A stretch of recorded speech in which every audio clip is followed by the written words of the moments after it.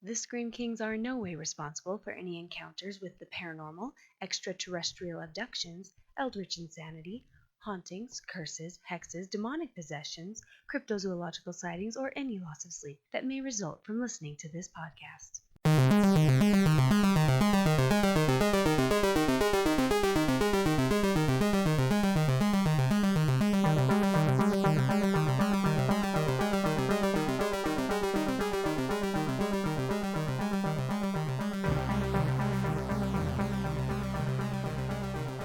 This is a Scream Kings podcast. This is Max George. This is Nathaniel Darkish. This is Taylor Haslem. If you're a caver, jumper, climber, podcaster, you just do it, not give a shite. Or the thing that's bigger than you will get you. Hello, everybody. Welcome back to the wonderful, wonderful podcast that is the Scream Kings. With a honorary Scream Queen this time around. An actual physical female. Yes. Yep. And token female on the show. I get how it is. I tried to get a few other females, but unfortunately they were preoccupied with other things. What does that say about you? I mean... I'm totally kidding. I'm very honored to be a guest today. Yes, Nathaniel, please tell us why Taylor's even here. Wow. Well, she has great insight, as we have seen in previous episodes. And also, because it's Women in Horror Month, and it would be really lame if it was just two guys talking about Women in Horror Month without actually having a female perspective. So when's Men in Horror Month and I get to become the lead podcaster? It's the other 11 months of the year. Oh, okay. I don't know if that applies to the situation, but okay.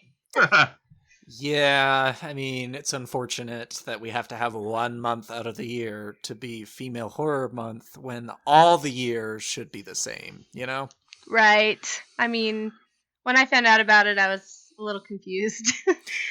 I mean, super great. It's super, super great to represent women in horror movies, especially because there are so many amazing ones, which we will get into. Well, and I think women have often been the original horror storytellers. Like, if you think about all the old wives' tales and all the stories that women used to pass among each other, years and years ago. Well, I mean, I'd say much of horror comes from traditions of things like witches, and I think women and sometimes a fear of women has long been a part of our folklore history, and I think that's definitely carried over into the modern horror genre. And honestly, like, one of the biggest names in early horror was Mary Shelley, so right. It makes sense that we should be talking about women's contributions to horror more than we do. But yeah, I think it's fun that we do have a specific month where we kind of get to really dig in and put some spotlights on female characters and female creators that deserve it. And I think it's important to note too, like, Nathaniel, you and I talked about kind of getting a list together of some of our favorite women in horror. And we thought about, okay, let's maybe pick 3. And at least for me, that 3 turned into 5, and then that 5 turned into 9, and then that 9 turned into 13. And like, there's just so much talent out there. It blows my mind. It's just wonderful to see. I agree. And yeah, and I love that a lot of these women who are involved in making the horror we have today are able to help really refine and help us focus in on perspectives of storytelling that we don't necessarily always otherwise get just through a male lens. So I think it's really important that we have these talented women making horror so we can have a wider lens on what horror is and what it should be. Exactly. So 3 cheers to all the women out there who are part of this wonderful, wonderful genre. This episode is dedicated to you all. Hear, hear. Huzzah! You need to add the 3rd cheer. And to start us off for this episode, we wanted to talk about a movie that is very empowering, I think, to women actors in horror. I don't know if empowering is the right word, but I think it portrays... Sure. I mean, it's not offensive. I know. I just am thinking, as the cave monsters are slowly eating them one by one, that doesn't really strike empowerment to me. Right. But the characters are all females, and they're not that terrible trope that you commonly see sometimes in horror movies. And if you haven't guessed it by now, we're talking about The Descent, which originally was not one of my favorite horror movies. I just barely rewatched it today in preparation for this, and I've changed my mind about a few things. Wait, you know how to change your mind? Wow, women are going to be learning so much from this podcast. Men can change their Oh minds. my gosh. Okay, you can't harass us. Oh, I can and I will. Yeah, don't tell her what to do. Yeah, it's She's a women's strong, time. independent woman. Uh-huh. Oh man, okay. I'm just gonna let you two tackle this one, okay? I don't know. What do you mean you don't know? There's no breeze. It could be any one of these tunnels. Take your pick. All right, let's descend into The Descent. See what I did there? You did there. All right, Nathaniel, you appreciate this movie a little bit more than I do, so how about you give us kind of your thoughts and opinions about it? Okay, Taylor just made a gesture of, hey, I like this movie a lot too. Why are you skipping me? So I'm actually going to turn it over to her first. I was totally joking, but okay. No, I was mostly joking like, oh, it's Women's Month. Why don't I get to go first? But I mean, if you're going to hand me the microphone, I will take it. Do it. I was going to say, the reason I love The Descent is from the get-go, I like that it was just about, not even that they were women at first, just that they were characters and that they had some sort of backstory. You don't quite know everything yet. And as time goes on, to me, it's really about female friendships and how, oh my goodness, like we depend on each other so much. Like we women like tell each other too much. We depend on each other a little too much sometimes. And so watching this movie, I felt like I was going through the motions of a female friendship and of friendships I've lost, friendships I've ruined because of mistakes, like what's her bucket, but Juno. Yeah. Juno, yeah. I have a lot of feelings about Juno. Yeah, me too, and not really good ones. Well, we'll get to those. So some of the things that I love about this film is that it is an all-female cast, which is really not very common in really any film, much less in horror. I mean, you'll see, I guess, all-female, leads. Remakes, yeah. Yeah, occasionally, yeah, in like a reboot of something, or sometimes, you'll see it in kind of more, I guess, chick fiction kind of stuff. Yeah, specifically targeted just for women. So I appreciate that this movie is a movie that stands on its own legs. Yeah, and so I love that it is a strong cast of female characters, and like it's very natural to the plot. Like, yeah, it makes sense that it would be all women going on this adventure together.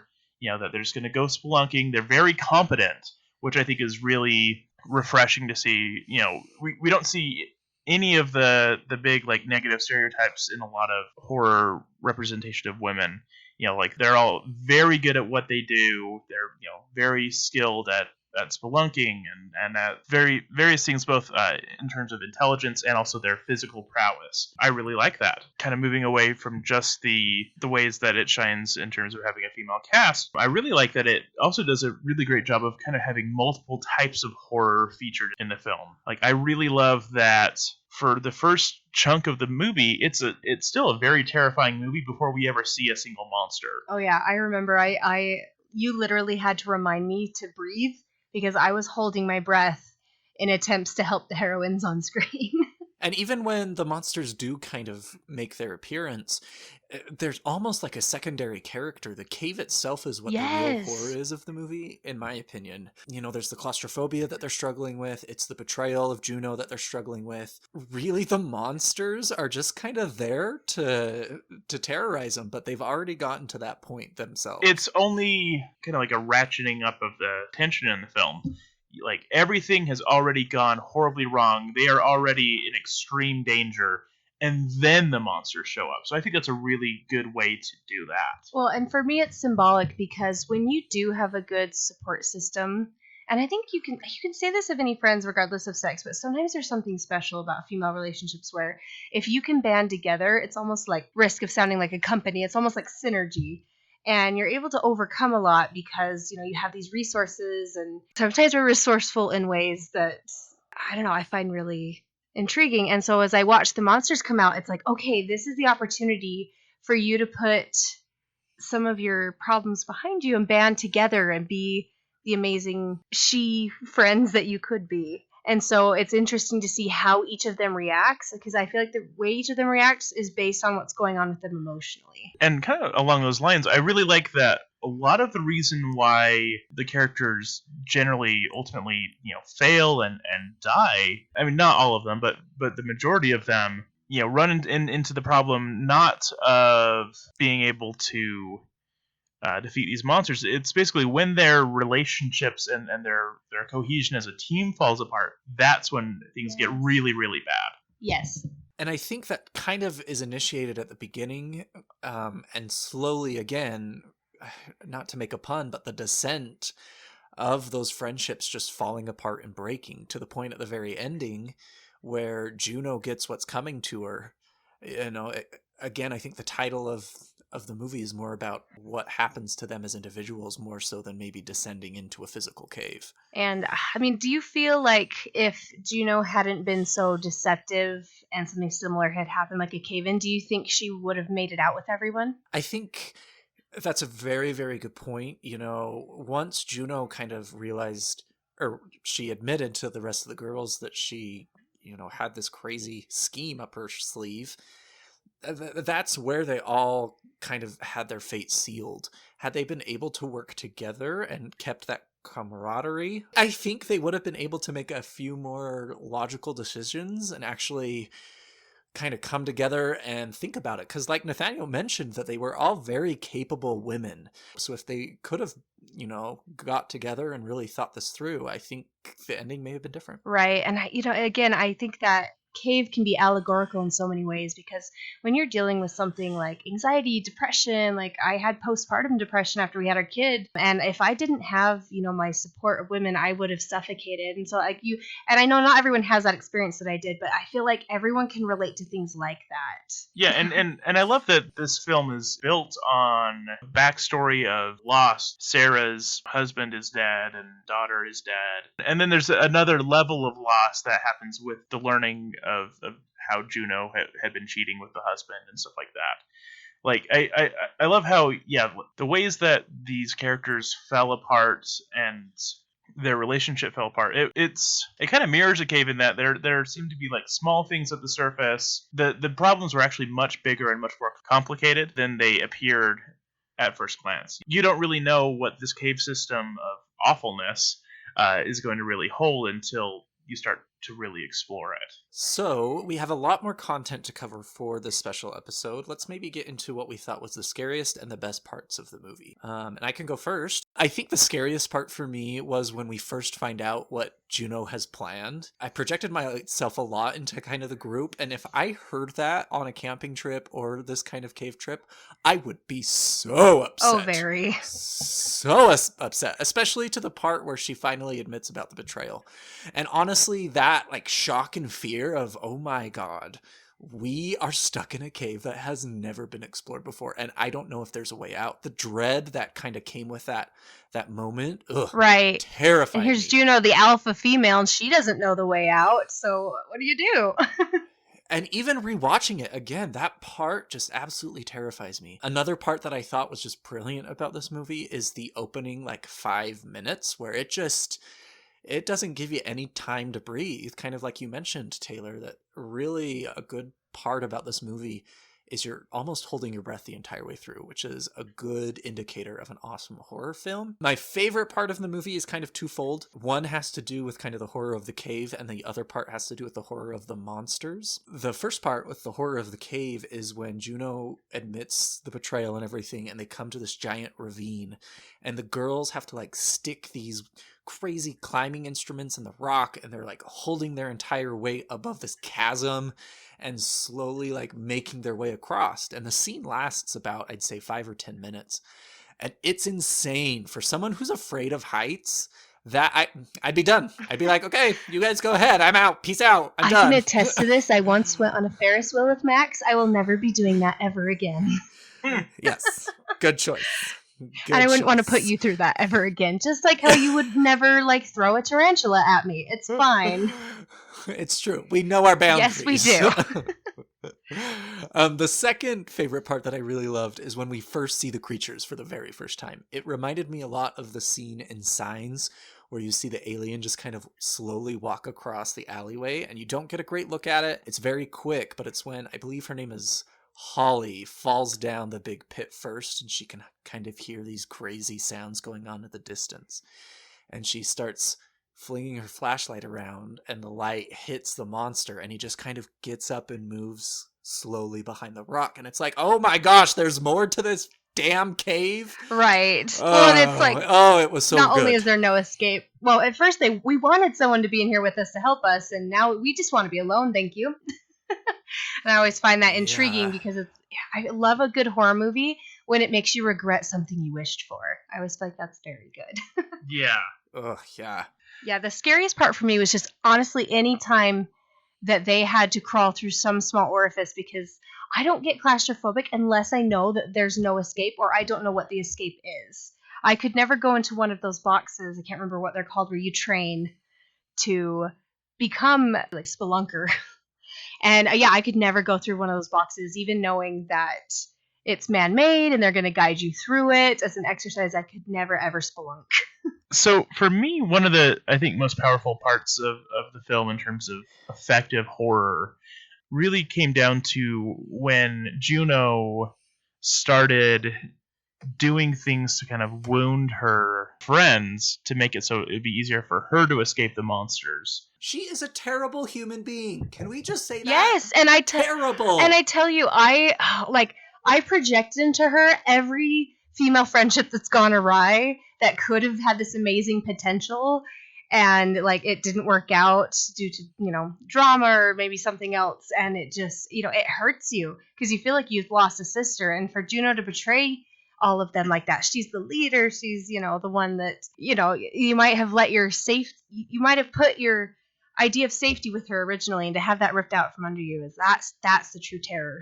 Kind of along the lines of this, something I find really interesting about that is just like from a writing perspective, I think it's really fascinating to kind of look at how the writer looked at her psychology as a character and kind of went, she's done this thing, she's put them in this situation which they all feel extremely betrayed by, justifiably.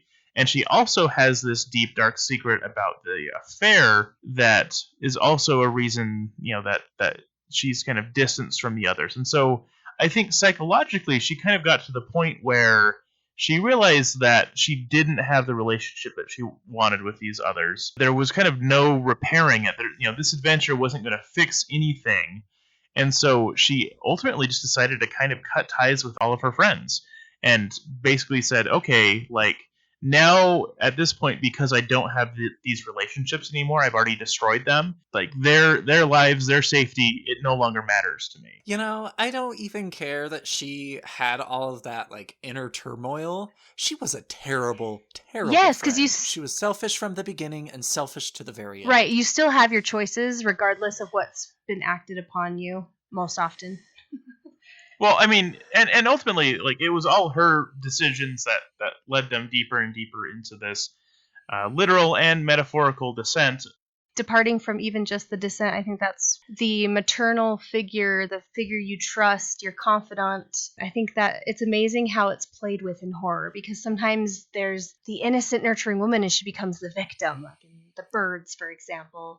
And then sometimes when a woman makes a mistake and you're shocked that she would do it, like in Psycho, when she takes that money, you're like, how are you going to do this? How are you going to leave your life behind? And, you see how all these people tried to pin her down and she just ran. And then I think it's amazing to see how sometimes there's that maternal figure who turns out to be evil, like Jason's mom. And then sometimes the mom factor is amazing, like in The Ring. Like, I could go on and on. Or The Babadook, or... Yes. So, is there anything about The Descent that you didn't like as much? We'll just hit these points real quick. There is a lot for me. I guess I can kind of go over a few things real quick. I thought some of the camera angles were really, really difficult at some times. I get that they were in a cave. I get it was supposed to feel claustrophobic. It just felt a little... I don't know. It sometimes made me a little nauseous at parts. I think that was on purpose, and I think that is a plus point on the film, you crazy person. I get that, but there were some points where I just kind of felt it was too much. And you can hate me, it's fine, whatever. No, I don't hate you. You're just wrong. Yeah, like, I get told that too much. Another part that wasn't my favorite was the hue. I thought that there were some weird color adaptations. I feel like that's a going problem in a on. lot of movies right now. Like, they need to get their Um, color under control. But at the beginning, even at the end, I don't know, it felt really saturated and kind of odd. And then this is just because I'm stupid, but the science of it all really kind of bothered me. That is always important. You know, the one girl who like lit a fire with two of her carabiners, and the fire just like blazed to life in this super Okay. damp cave that's been raining for 70% of the movie. Like, come Right, on. it's Come like when they on. light a fire in SpongeBob. You're like, how did that even happen? So anyway, those were just kind of a few parts. And like I said, when I first saw this movie, it wasn't my favorite, but rewatching it and kind of thinking about how the cave itself was a bigger part of the horror and a few other things, I really came to appreciate it a lot more. There are a few things that I don't love, but it is what it is. One thing that I didn't love as much about the film was just that outside of Sarah and Juno, pretty much the rest of the main cast were kind of not fully fleshed out. They kind of felt like you kind of know that they're going to end up dead because you just didn't really get to understand them as characters as much. So that was just like one critique I had of the film. Well, how many screams and how many crowns from each of you? Ready, set, go. 7 screams, 8 crowns. Screams, I'm probably going to give it a 6. I thought it had some pretty good scary parts. A 6. Better than a 5. What about crowns? Probably a 5. It was a good, solid movie. I think it's a good, like, date night movie. It's a good kind of gateway into horror movie. I thought it could be better. All right, what about you, Taylor? This is out of 10. Well, 8 out of 10 because I'm naturally claustrophobic screams. And I'd say 7 out of 10 crowns. So going on with the types of women we talked about earlier, what other movies or characters are your favorites? Actually, real quick, before Okay, we jump into That's that. fine. I just wanted to acknowledge briefly that there is a sequel to Descent, and also, I guess we don't talk about the 2 endings, but there's a sequel to The Descent, and it exists, and it was not very good. I watched about half of it and got bored and turned it off. So, there we go. She goes back in the cave. All that needs to be said. Why does she even go back into the cave? I need to know now. The plot of the second one is basically she has escaped the cave. She goes to a hospital there, because she's covered in blood. They find a bunch of different people's blood on her. They start suspecting that she maybe went crazy and killed all her friends. So the local police and some local spelunker people all force her to go back into the cave with them. And they start getting killed by monsters. It's basically I don't know. It sucked. I have no idea even how it ended, and I didn't really care because it sucked. It was a bad sequel. But there are 2 endings of this movie, the original one, before we move on, that I wanted to acknowledge. So there is the U.S. ending, which is actually the censored kind of edited one. That one ends basically Sarah has gotten out. She sits down in her car, and then she glances over and sees basically a ghostly apparition of Juno, screams, cut to black. Yeah, I hated it, honestly. I thought it was like a one last pity jump scream, it just felt cheap. The UK, original ending then actually continues from there, so it cuts to black, and then she opens her eyes, and she's actually back in the cave. She didn't actually escape. That was all a dream or a fantasy or something like that. And you see her then basically the crawlers descending on her, and then it roll credits. So Why would basically, they think we as a U.S. audience couldn't handle that? We're just as cool as the UK. it was too bleak for American audiences. Ugh, I love dark endings, and I hate how American movies have to make everything end so happy and happily ever after. Right, why are they remaking Broadchurch? I have no idea. Ugh. Anywho. Okay, but yeah, let's go back to women in horror, because that's really what we want to talk about. Yeah, and we have a lot to say about this. Yes. First things first, do we want to talk about characters and then actual real life people? Yeah, let's start there. I think would be the best place to do it. So what are some of your favorite female heroines or final girls? For me, and I just read this recently, it's a fantastic book, which I'm going to ooze all over in a few weeks. It's a book called My Best Friend's Exorcism. If you haven't read it, it's phenomenal, and we have some exciting news that we will give you all at the end of the podcast. So now you have to stick with us because I have some exciting Now news. I'm intrigued. Dun, dun, dun. Anyway, this book is about two best friends, and one of them gets possessed by demons. That's why I love it. And the characters are awesome. They're so fleshed out. It really reminded me somewhat of The Descent. They're both very able people. And kind of the relationship is very real. You know, they fight. They don't always get along. But at the end of the day, and I don't want to spoil the book too much now, I'll wait for our special news, they overcome this possession in a very different way that is pretty normalized in the horror genre. And it was just so refreshing to kind of get that different type of a viewpoint on the possession story, and just in a horror novel itself. It was amazing. I was really, really impressed with Gretchen and Abby from My Best Friend's Exorcism. What about you, Taylor? Who's one of your favorite horror heroines / final girls? There will always be a special place in my heart for Janet Leigh from Psycho. She didn't. She's so good. She is. She's so They good. and just the whole cast is so good good. because they capture how we don't always use explicit language with one another, and it's what you infer sometimes that's what's truly terrifying. And she acts through the motions of, you know, the script emotionally, and you can see what she's thinking even when she's not talking. And so I think that kind of classical acting is my favorite, especially because so many movies nowadays have a dialogue that's so on the nose. And so I love when there's nuance, because we're intelligent creatures and we don't like to talk too directly. And sometimes it's too hard to say something because you're afraid it might be true or you don't know how to express it. And the way we form our sentences is really just the top layer. So I love her. But I wouldn't say she was a heroine or anything in that show. She was an early in the film victim. All right, you take that back right now. We love her, Nathaniel. okay? The sister was a heroine. Ugh. That is true. I am upset with you right now. I said final girl. Final girls live. Okay. Well, my favorite final girl. Oh, you know, I don't know if anyone else loves this movie as much as I do, but I really love the mom in The Ring, because I love that she has a passion for what she's doing already, but once her child's involved, there's no stopping her. And so I love that she is willing to risk everything for that, because I want to be that kind of mom that could take down Samara for my child. Yeah, I don't love the mom, but that's okay. I have a whole list of great female heroines that I want to talk about. What's the name of the actress who was the original Morticia?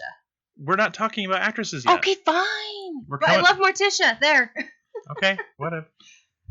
Okay, I wanted to talk about, let's see, Nancy from the Nightmare on Elm Street films. She's awesome for so many reasons. Ripley from the Alien films, because I was waiting for that Right. one. Clarice.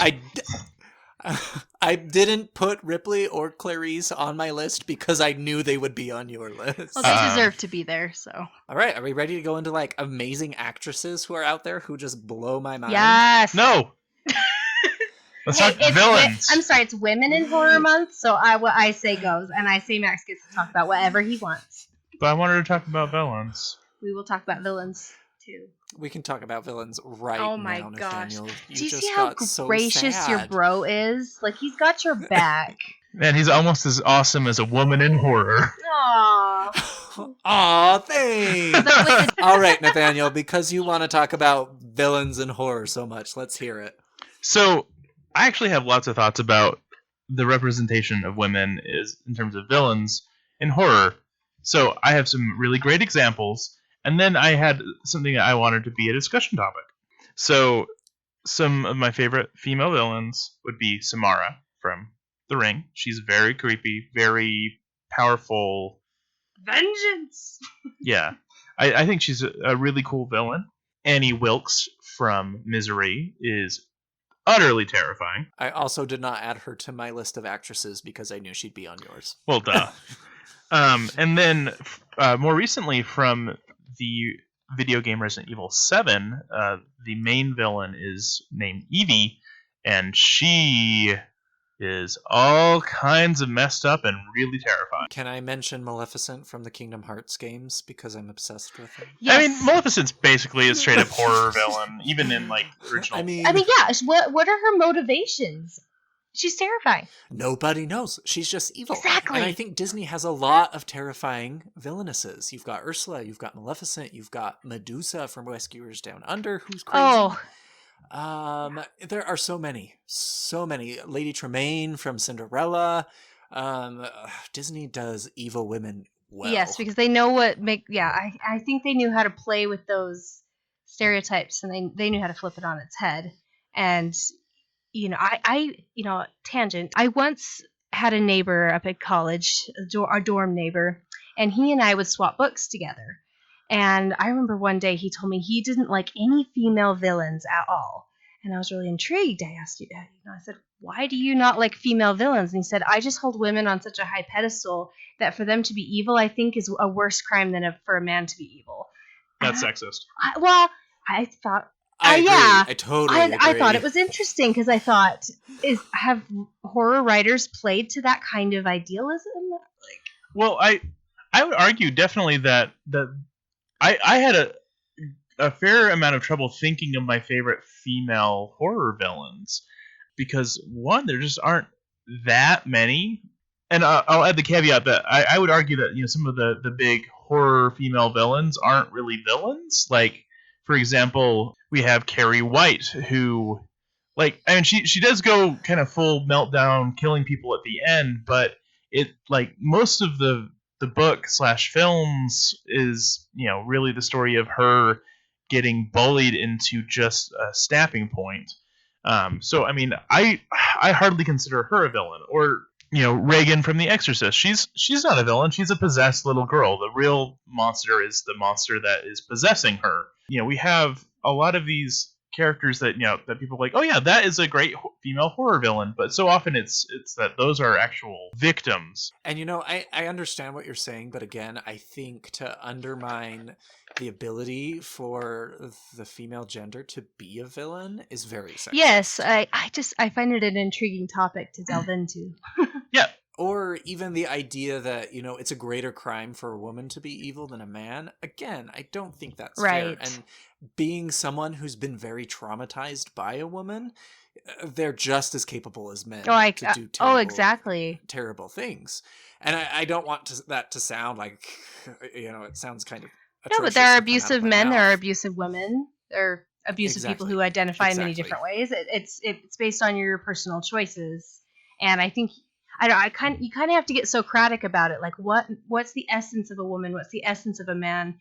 And the more you break into that, I think the more you find these superpowers. And you can either use them for good or evil.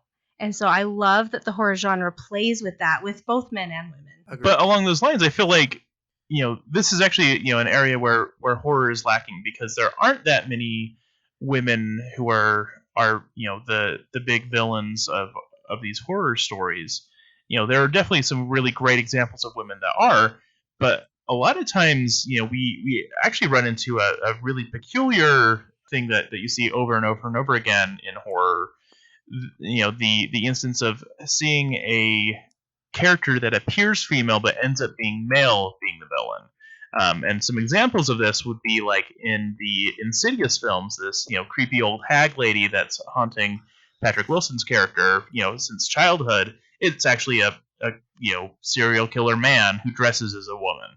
But you could argue his mom was the real villain because she tortured him for not being born the right sex that she wanted, so he tried to change himself for her. but I mean, ultimately, that's the reveal. Oh, it's a man. This is true.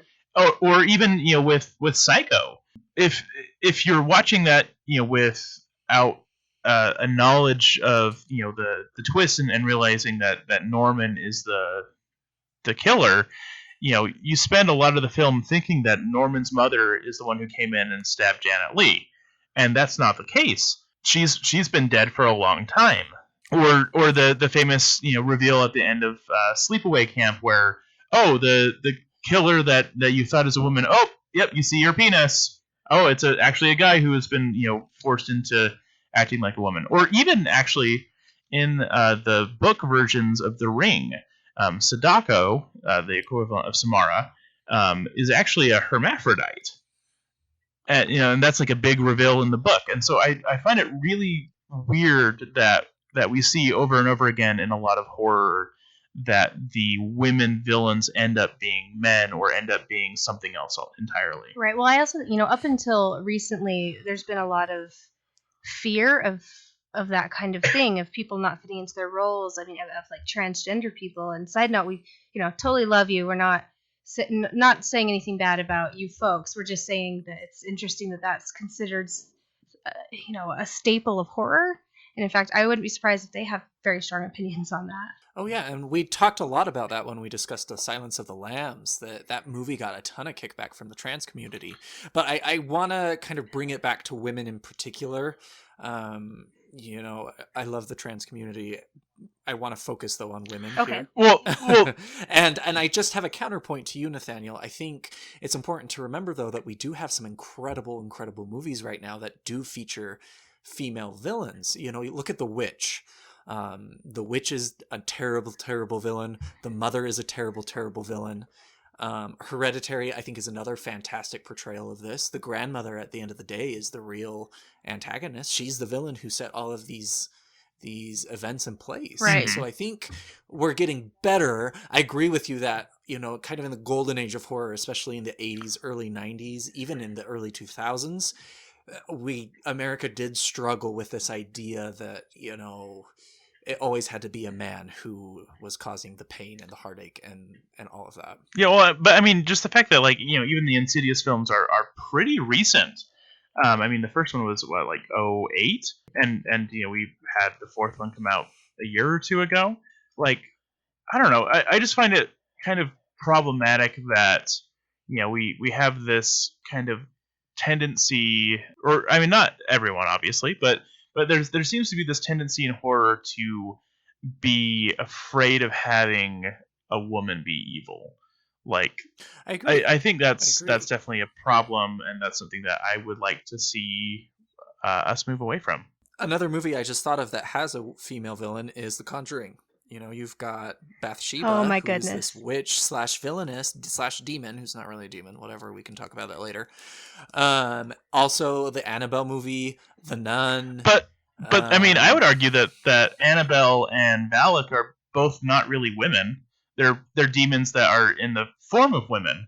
And so, I mean, once again, we don't actually have a woman being a villain. We have a monster that's pretending to be a woman. No, well, okay, so is the monster male or female? That is the real question here.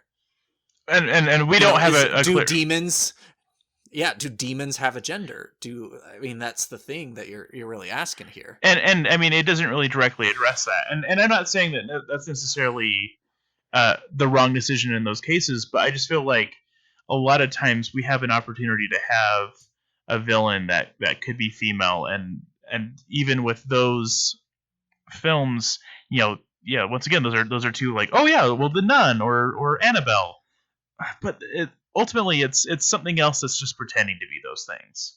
And I agree with you in some points with that. Again, I harken back to this idea that these monsters, in the research that I've done, there is a lot of the demons are portrayed as men, but you get deeper into the research and a lot of supernatural entities, especially demons, are not gender specific. So again, I think it can go both ways. I think there are some fantastic movies out there that are kind of starting to get into this, females have capability to be villains as well. Yeah, I mean, I thought of another fun female horror villain that would be one that probably wouldn't think of offhand. It from It, because it is a female creature that lays eggs, at least in the book. So it is definitely female. Maybe it's just you just counterpointed my entire. No, it is a genderless in the movies. So maybe it is. You stink. Is like it's like a seahorse, but it's a clown and it just carries the eggs. But I'm talking about like the spidery thing that That's its an ultimate true asexual, form no. is. I'm just saying it lays eggs, so it must be female. Let's wrap it up by talking about some of those amazing actresses out there who really have done a phenomenal job. And I'm going first because I have a wonderful list that I'm excited to go Okay. about. First off, the one, the only, our favorite, Toni Collette. Not only in Hereditary, but do you know she was in The Sixth Sense? Totally I space she did was in not The Sixth know Sense that. today. And Krampus. Fantastic actress. Next up is someone we've talked about recently a few times, is Lulu Wilson. She's in the Ouija movies as well as the Annabelle movie, Annabelle Creation, and The Hill House. I think this little girl has a lot of potential. Yeah, she's awesome. Next up, we've got Millie Bobby Brown, who is a saint. I love that Woo little woo. girl. She is amazing.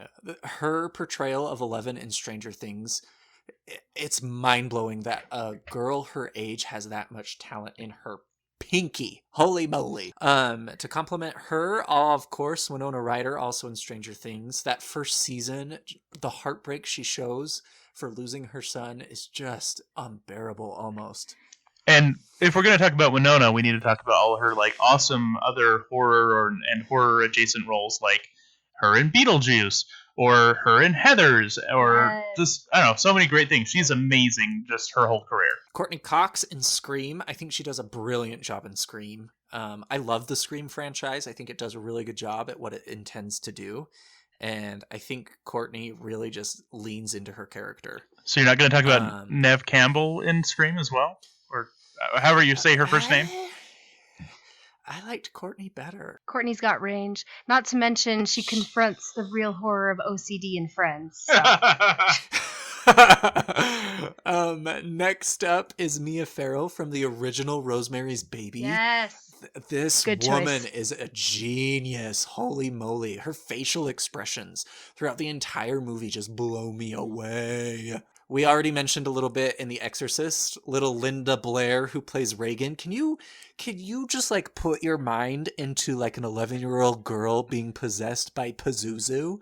Like that girl had to have gone to some dark places while they made The Exorcist. And 3 cheers, Linda. You kicked ass. You kicked ass. Next up is Emily Blunt. All I have to say queen. is the bathtub scene. The bathtub scene. A Quiet Way Place. to go, Emily. Way to go in that, and then way to make our hearts melt in Mary Poppins. You got range, Emily. And she has an amazing voice. It's fine. I'm not jealous. Oh, it's so true. We've talked a lot about Jana Lee from the original Psycho. Jane Levy in The Evil Dead, the kind of remake of it, terrified me the first time I saw it. I thought she was insanely good, especially when she is possessed by the demons. She was also probably the best part of Don't Breathe, which is a movie I didn't love, but she was good in it. And also, she's really fun in Castle Rock. Also, I love Anya Taylor-Joy in The Witch. This is the girl who is kind of the protagonist throughout the entire movie. This girl goes through some dark stuff in The Witch, and I think she's absolutely brilliant. And she was also good in Split. I have heard she's good in Glass. I haven't watched Glass yet. And I can't freaking wait for her in the New Mutants. Yeah. Horror X-Men movie. And she is playing Colossus's sister, Magic. And I'm Really? so excited. Okay, that is super exciting. Also, I've got Sophia Lillis. We kind of mentioned her in our very, very first episode, which was It.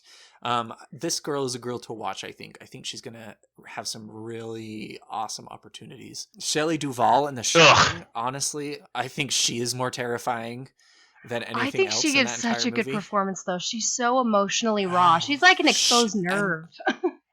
And that's why I liked her. You know, The Shining Yes, has its faults. of course. But her acting and her facial expressions and her emotions, are...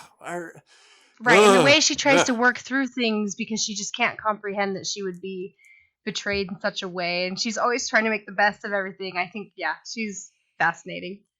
I think that she should have only and- been Olive Oil in Popeye, and then she should have never done any other acting ever, because I cannot stand her. My final and most terrifying woman in all of horror is the one, the only Charlize Theron. This woman terrifies me. Her Dior commercials just make my skin crawl. I think she's radiant and beautiful, but good Lord below. Charlize, you scare me. You scare me so much. I do not ever want to meet her in an alleyway. I say we drop Max in the middle of South Africa and see how he handles the women. Ugh, she is terrifying. She just has this air of sophistication and this stunning, radiant beauty. But also, she has the best resting bitch face that I think I've ever seen in my life. Like every toddler she walks past is immediately obedient. Yeah. Charlize, you do things. In Mad Max, I wouldn't have crossed her. Anytime someone tried to cross her, I just couldn't help but think how stupid they were. Right. Anyway, so those are like 13 of probably my favorite females in horror right now. So I have a list too. Of course, I agree, with several of yours. So ones I want to add is Heather Langenkamp from the Nightmare on Elm Street films. She's awesome, and she's in 3 of them, and she is in the best of those movies. So yeah. I'm a really big fan of Catherine Isabel, who is Ginger in the Ginger Snaps films. She's also... Oh, yeah, totally. I forgot about that one. She's also in the television show Hannibal, which is my very favorite show of all time.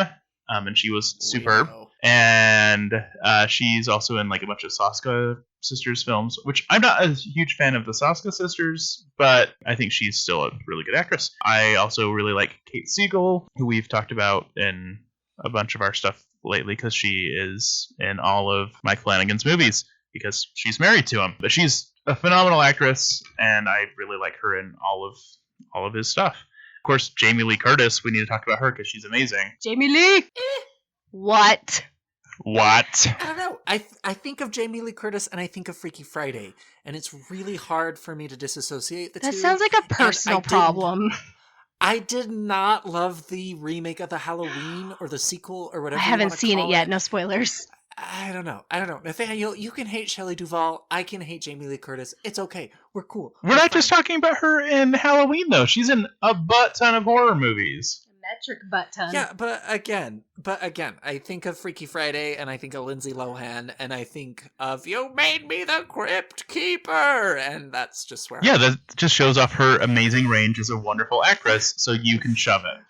Also, okay, all right. I'm glad that you can have an opinion and I can't. Hey, you clearly need to see A Fish Called Wanda.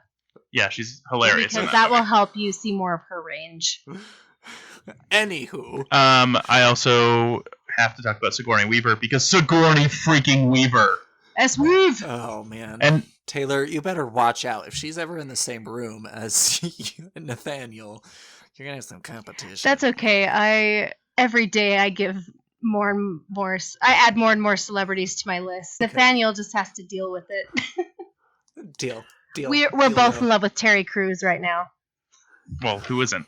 As we all should. But yeah, I just wanted to mention that, not only is Sigourney Weaver amazing in all of most of the Alien films. She's not in all of them. But she's also in freaking Ghostbusters, y'all. And she's amazing in that. So, yeah. I wanted to also bring up Sarah Michelle Gellar because she's in a lot of horror movies and she's also Buffy. So, yeah. All right. Well, I'm not done. Oh boy. Wow, you guys are so good at keeping to the time limit. I thought girls were the ones that talked forever. Hey, we're gushing over women we love. Vera Farmiga is also one I really like. She is in the Conjuring films as Lorraine Warren. She's phenomenal. I really, really like her too. I'm glad you said her. And she's also really good in Bates Motel. She isn't like my favorite show, but she's really good as Norma Bates. Are you guys so excited to see Lupita Nyong'o in Us? Yes. Because she's also one of our favorites because she's an amazing artist. So we're very excited to see her range in this film. None of these ladies have anything on Charlize Theron, though. Let's just be honest. Well, Taylor, did you want to talk about Carolyn Jones now?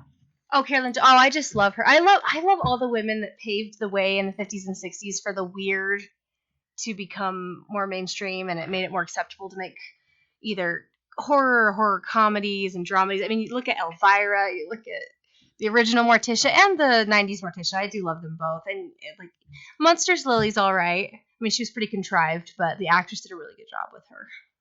But yeah, and not only is Carolyn Jones the original Morticia Addams, but she is also in House of Wax and also in the original Invasion of the Body Snatchers. So I also wanted to just talk about, instead of just actresses, some of the creators we see in horror today. So specifically like directors and writers. Of course, I have talked on a previous episode about how much I love Shirley Jackson because she is basically one of the greatest horror writers to have ever lived. So obviously she is pretty much at the top of my list. Of course, there's Mary Shelley. She was a genius, and Frankenstein was a heartbreaking horror masterpiece. There's Daphne du Maurier, who wrote a lot of thrillers as well as horror. She is a brilliant writer who just... that woman could write. Yeah, Shirley Jackson would be my favorite. The way she gets into the psychology of the corners of the mind, the subconscious, the parts that you don't realize you have in common with everyone else. So I would say Shirley Jackson's my favorite author who's in the horror genre. Yes.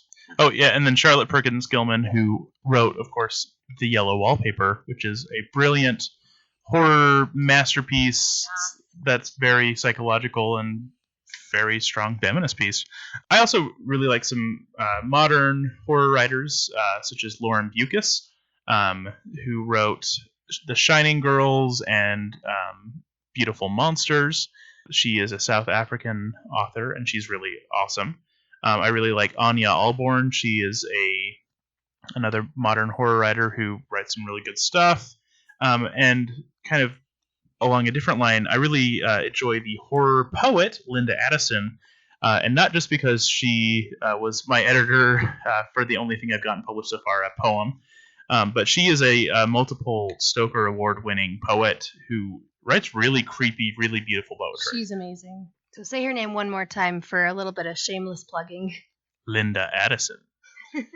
One thing, and then going on to female directors, I actually had a hard time thinking of very many horror directors that are female. I mean, there's like the Soska sisters, who have done a bunch of movies that I'm not a huge fan of, but I mean, it's awesome that they're making horror. But like ones I really liked was like Jennifer Kent, who did The Babadook. I think that was a really impressive feat of filmmaking there. Or Karen Kusama, who did like The Invitation. I thought was another great horror film. Yeah, I loved both of those. The Babadook is phenomenal, and especially The Invitation is a very kind of not well-known horror movie. You can watch it on Netflix, and it's very good. Really, what I want to say though is just that I just want more. I want there to be, even more books, even more movies being created by women horror creators, and I also just want there to be kind of a greater public awareness of those when they do come out. I don't want it to have to be sort of a niche thing. Like I want there to be it needs to be the status quo, not a niche thing, and yeah, not just with women, but women of all races, women of color. Have a lot to contribute to the horror genre. Women of just any race, any perspective that you can lend. I think that they just need equal advertising because they are part of the status quo. Absolutely. And we've covered a lot of material that's already out there. And I echo you, Nathaniel. I just want to see it grow and develop in so many more new, unique ways. I think there's a lot of potential. And really, it's about time. Mm-hmm. I mean, years and years of cinematic masterpieces. It's time. It's time to embrace this. And how often do you hear like, oh, this thing you know about was actually made by a woman, but it's not really well known, and it's exactly. Interesting. And I think we need to just, allow people to be themselves. There's a quote I love, and I'm gonna butcher it. I apologize, but the author Mary Robinette Kowal tweeted once. She said, it's not about diversity for the sake of diversity. It's about the lack of homogeneity. If I'm saying that, homogeneity. Yeah, it's about the lack of homogeneity, meaning it's just for the sake of realism. You need to reflect, what the people around you are actually like and who is actually around you and how many perspectives there are to go from. And I don't know, that's one of my favorite quotes from her.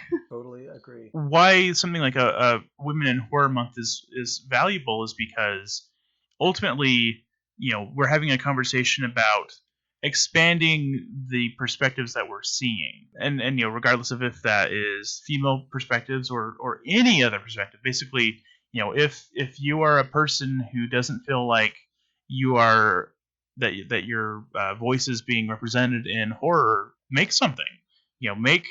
Make horror art that we can enjoy, be it a book, be it a movie, be it a poem, anything.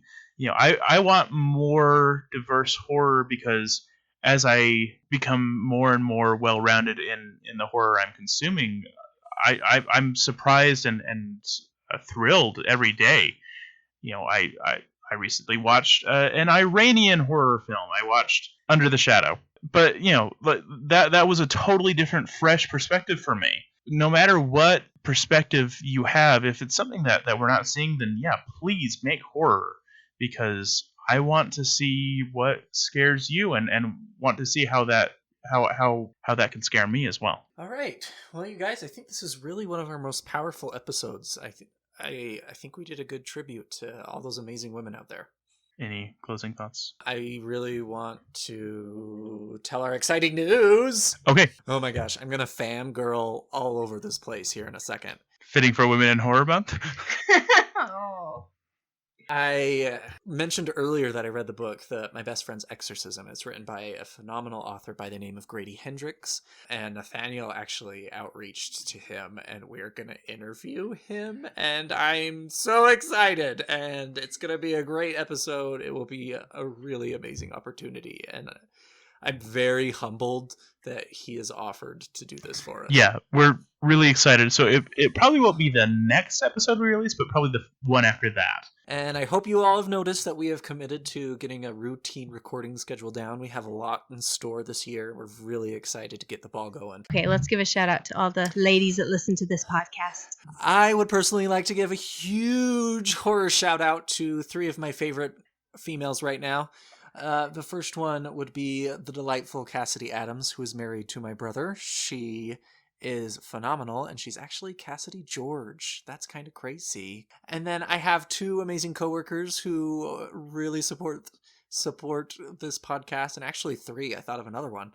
I talk about my podcast all the time at work, so apparently I'm forcing people to listen. Hashtag shameless. Shannon Hafford, Kiara Amato, and Lindsay Stark. You guys are great supporters, and thank you for everything that you do, for giving me ideas about the podcast, and honestly, just for listening. You make it worth it. And thanks to all those ladies or dudes out there. Stay spooky. Stay spooky. Need even more Scream Kings? Here's our obligatory shameless social media plug. Follow us on Twitter or Instagram at Scream Kings Pod. You could also email us at screamkingspodcast@gmail.com. Help us reach a wider audience of horror fans by leaving a review on iTunes or by sharing a link on social media. You can also support the show by going to patreon.com/Scream Kings. Stay spooky.